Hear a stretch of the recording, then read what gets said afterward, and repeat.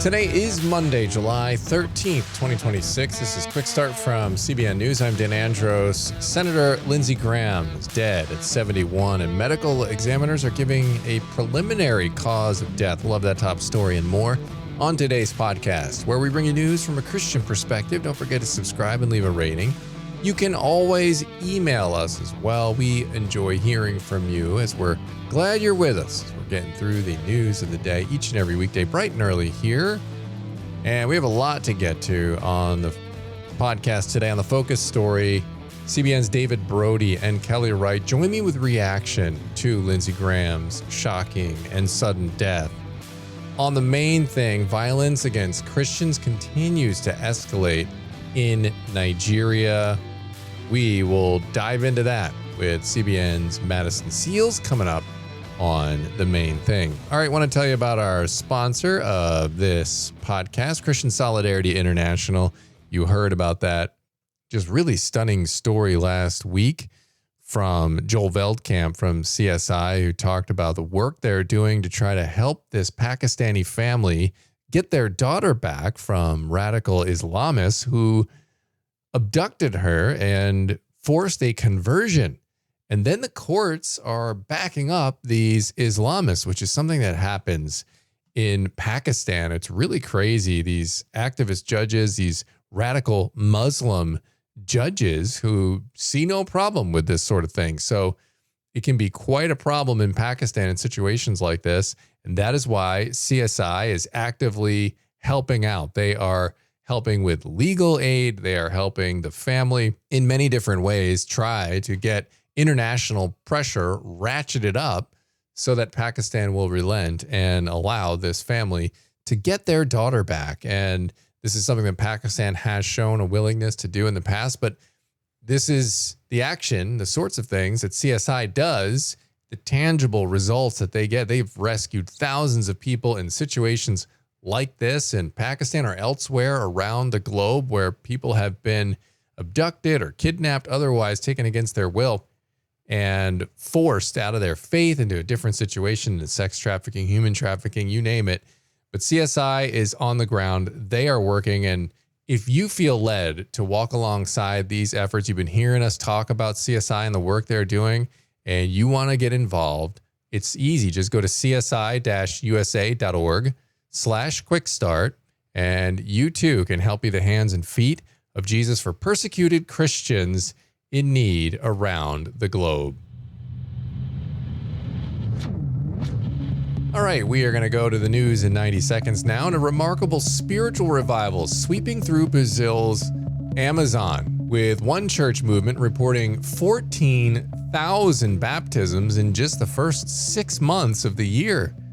Evangelical Christianity is rapidly growing across the region, reaching remote communities that can take days or even weeks to access by boat. CBN's George Thomas has a fascinating and encouraging report you can check out over at cbnnews.com. And new details are emerging about the sudden death of Senator Lindsey Graham, including what doctors believe caused the 71-year-old lawmaker's death. Graham's office said a preliminary examination found he suffered an aortic dissection, which is a tear in the wall of the body's main artery caused by underlying cardiovascular disease. A final death certificate is still pending additional testing. Emergency crews were called to Graham's Washington home Saturday night for reports of chest pain. CPR was later performed before he was taken to the hospital. Graham died just hours after returning from Ukraine, where he met with President Zelensky and discussed new sanctions against Russia.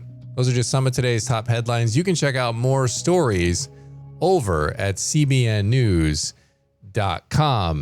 And obviously, this news of Senator Lindsey Graham's sudden death was very shocking to the country and people. He just seemed like he was doing very, very well, at least on the outside. But clearly, there were underlying issues medically that were either undetected or just not known about. Or worse than people thought, perhaps. That's at least according to these preliminary results. But nevertheless, it's a very, very shocking and tragic outcome here for Lindsey Graham. who's now dead at 71. And I caught up with CBN senior White House correspondent Kelly Wright and CBN News chief political analyst David Brody shortly after news of Lindsey Graham's passing. And I got their reactions, and their reflections here are today's focus story. Well, it's like most reactions from other people following the life and legacy of Senator Lindsey Graham. It's one of shock. He had just returned from a trip to Ukraine, and he was talking to the President of the United States last night. Mr. Trump went on to say that he was actually talking on the phone with Lindsey Graham, and he said Lindsey expressed that he was tired, but ready to get up in the morning to do an interview with Meet the Press, to talk about Ukraine, to talk about Iran, and to talk about all of the things that had mattered to him most.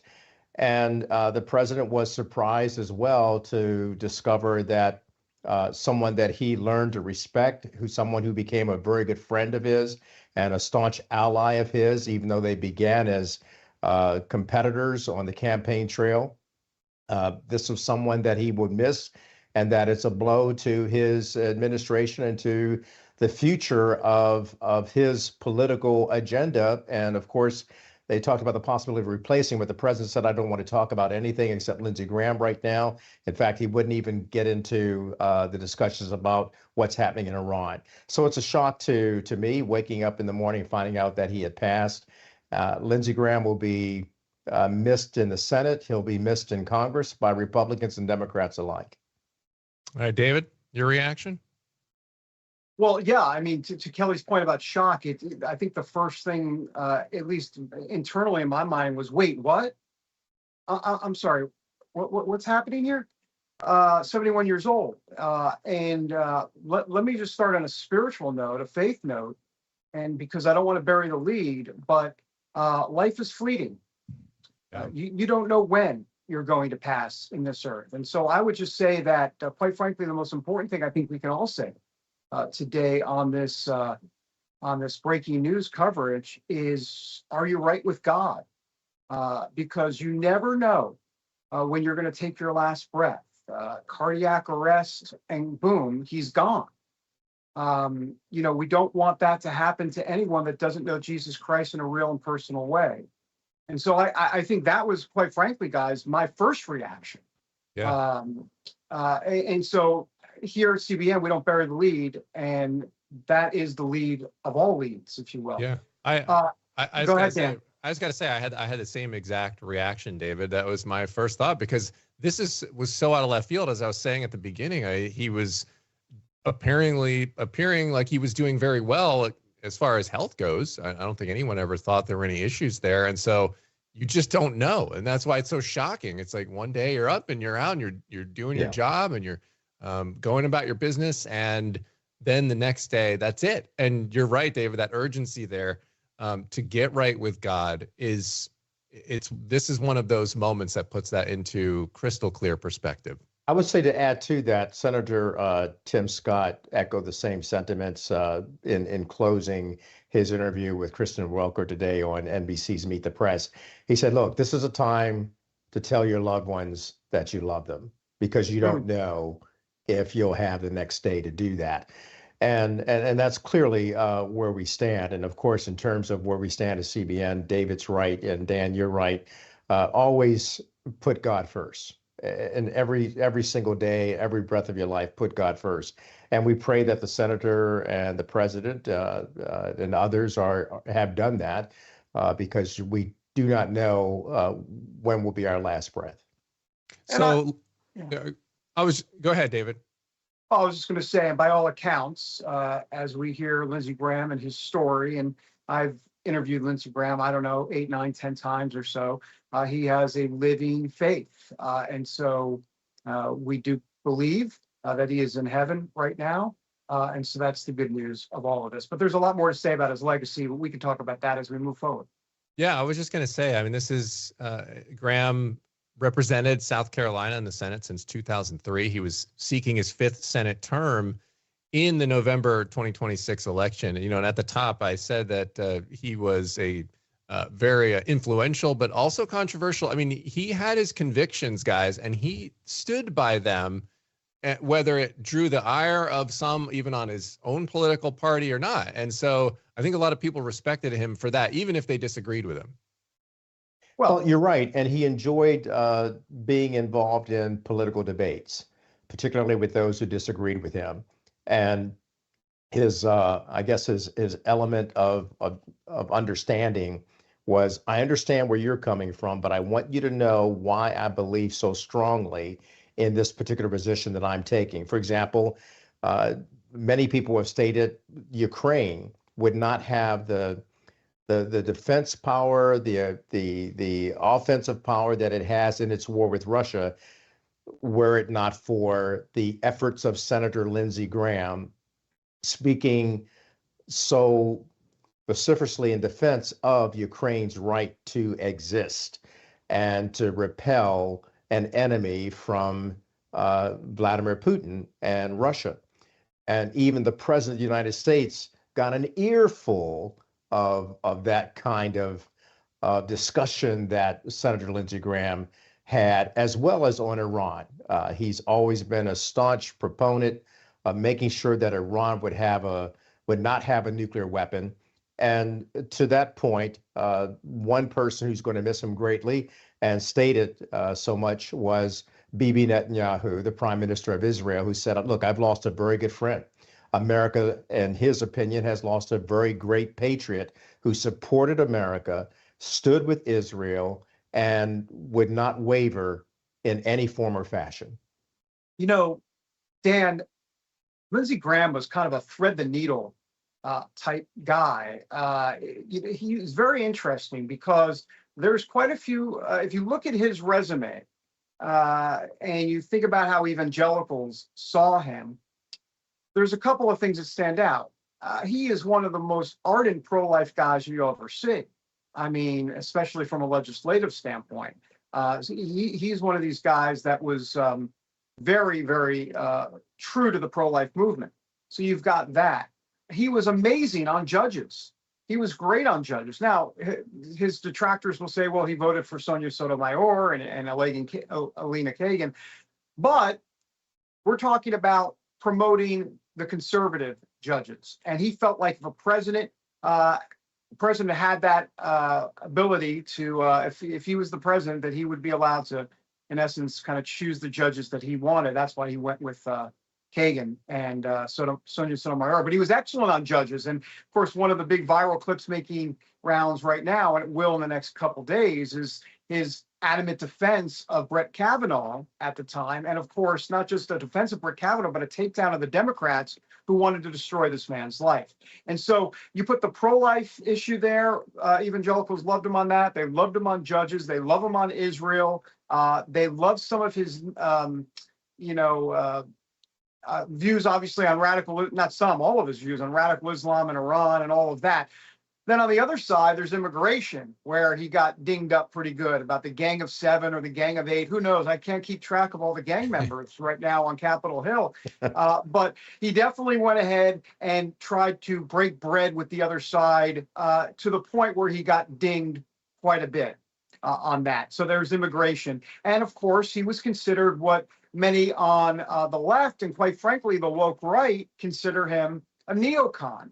I never saw him as, if you want to call a classical neocon, sure, but he wasn't a warmonger. And I think a lot of folks thought he was like that guy that just loved war. He had an insatiable appetite. Remember, as a JAC officer working his way all the way to colonel, he served in the military 33 years. I mean, this is a guy who loved America, loved the military, and saw Ronald Reagan's peace through strength mantra inside, if you will, of what Trump was trying to do as an extension of that. So, he was somewhat of a dichotomy to a degree. I mean, he's a big Trump guy, but let's remember, him and Trump didn't get along very well, to the point where President Trump, or at the time candidate Donald Trump, gave out his cell phone number on live television.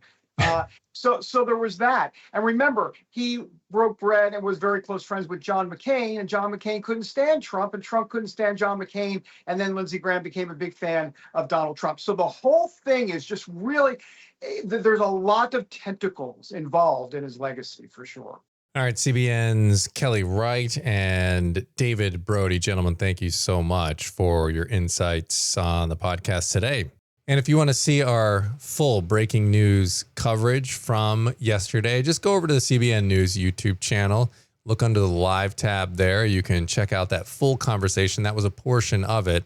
And we talked about a lot of different things, a lot of implications that are going on as a result of Lindsey Graham's untimely passing here. So certainly our prayers with Lindsey Graham's family, his friends, his colleagues, many of whom are sharing fond memories now on social media and paying a tribute to Senator Lindsey Graham, who passed away this weekend at the age of 71. All right, we're going to go to the main thing now. And violence against Christians continues to escalate in Nigeria as the international community debates how to respond. Brandon, founder and CEO of Across Nigeria, talks to Madison Seals about the growing humanitarian and religious freedom crisis. The conversation is today's main thing. Brad, you regularly meet with pastors, community leaders, and families living under extreme violence in Nigeria that often doesn't even make the news. Can you talk about the reality that many of these Christians live with? Absolutely. If you look at the sort of the national level, what's going on in Nigeria right now, there's more Christians being killed in northern Nigeria than anywhere else in the world. So just take, for example, last year, 72% of all the Christians killed in the entire world were killed in northern Nigeria. That was about 8,200 Christians. And since 2009, there's about 70,000 Christians that have been killed, 18,000 churches destroyed, 3.5 million people in internally displaced persons camps, meaning that they've lost their homes or their communities in attacks. And so they have nowhere to go, and they're thrust into the horrible conditions of the IDP camps there. So if you zoom in, what that looks like on the ground, people are obviously suffering. They're fearful. They can't leave their homes. They don't know when the next attack is going to happen. They don't know if their village is going to be the next village that's destroyed. The attacks have increased dramatically just this year. I'm back in the States now, but I just got back about 3 weeks ago from being there for 3.5 months. And I've never seen it as bad on the ground as I've seen it in the past 11 years. I've never seen it as bad as earlier this year. So conditions are bad and the attacks are continually increasing. Just last month, at least 20 people were killed in an attack on a mostly Christian farming community in Nigeria. Who are the people that are committing these acts of violence against Christians, and why has it reached such a historic level? Well, that's really a complicated issue and requires a complicated answer, but I'll try to break it down. Predominantly, the violence is happening by Fulani Muslims. Fulani are an ethnic group of people. They're about 95% Muslim. The population of Fulani are about 95% Muslim in northern Nigeria. They are perpetrating the vast majority of these attacks. Now, I do always try to clarify and say there's 17.5 million Fulani in northern Nigeria.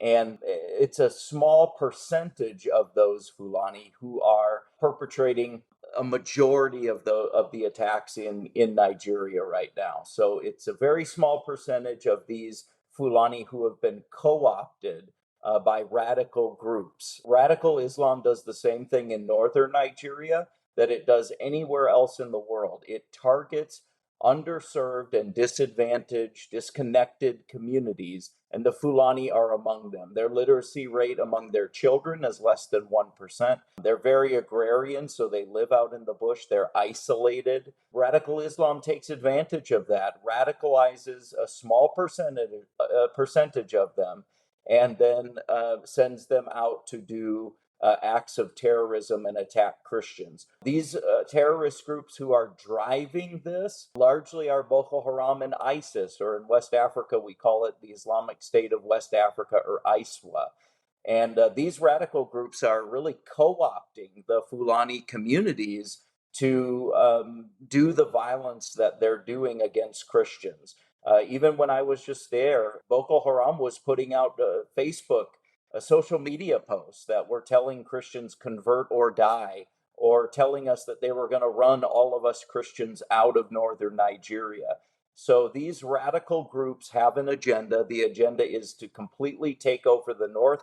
I think their ultimate agenda is to take over the entire country of Nigeria, because these attacks are continually moving south. But the Fulani Muslims are being used as a tool for radical groups to take over the northern part of the country. And it's really sad, because not all Fulani are terrorists. Again, Fulani are not a terrorist organization. They are a ethnic group of people, and a lot of people don't understand that. So they equate Fulani Muslims to terrorists, and that's just simply not true. I work and have relationships with thousands of Fulani Muslim communities throughout northern Nigeria. But that's sort of the snapshot of what's going on in the relationship with the Fulani and radical terrorism in northern Nigeria. And with this people group being targeted, mostly Christians, is there anything being done at an international level to protect them there? There is very little being done at an international level. The UN is doing its usual nothing. They're writing strongly worded letters, but that's about all they do. There is no attention being drawn to I call it a genocide. It's a genocide against Christians. 70,000 Christians since 2009 is a genocide to me. Christians are being targeted in northern Nigeria. They're 5 times more likely to be killed than any other group in northern Nigeria, and the international community is turning a blind eye to this. Genocides are strange things. Throughout history, we've seen a pattern of how internationally we handle genocides, and that pattern is we ignore it while the killing is happening, and then when the killing is all over, the attention sort of wakes up to it and we make movies about it. But while the killing is happening, not much is done. So the European community isn't doing much. The United Nations isn't doing much. Even the country of Nigeria, the government of Nigeria, is not really doing a whole lot. It's only been within the last maybe 12 months that the United States has gotten involved in President Trump's involvement in ending this genocide. But this genocide's been going on for 15 years, and it's being ignored over and over and over again. The 20 that were killed in the attack that you're talking about, there's an attack every day that happens there. When I was in northern Nigeria about, I would say, 2 months ago, we had one attack that happened to our widow community. We showed up shortly after the attack and found 14 of our people there were massacred. We went to another village that was under attack. We found 10 that were massacred there. An hour after we left, there were 5 that were massacred after we had left. Every time I turn around, there's another attack happening in northern Nigeria. So the international community needs to wake up to this, and really the media needs to wake up to this and start drawing attention to this and bringing it to an end, this genocide to an end. Yeah, because these people are essentially living in a war zone, like you said earlier, fearing for their lives every day, not knowing when an attack is going to happen. What should we here in the U.S. understand about religious freedom in Africa?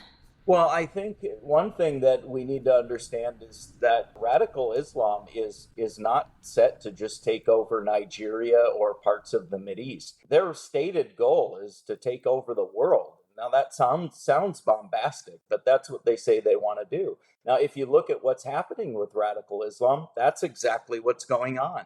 They're taking over parts of Europe. There are major cities throughout Europe that have no-go zones, meaning that it's under Islamic rule, and first responders and even police cannot enter into those communities. We're seeing the very beginning of that happening here in the United States. Europe is sort of the canary in the coal mine. And we're seeing radical Islam begin to reach and stretch its tentacles here in the United States. So I think that people here in the United States need to understand that I would rather try to stop it in a country like Nigeria and make efforts to stop it where it is than to wait until it's on our soil and try to stop it here. Because the same atrocities that are happening in northern Nigeria right now, that's what radical Islam wants all around the world, including here in the United States. And Sharia law is a big part of that.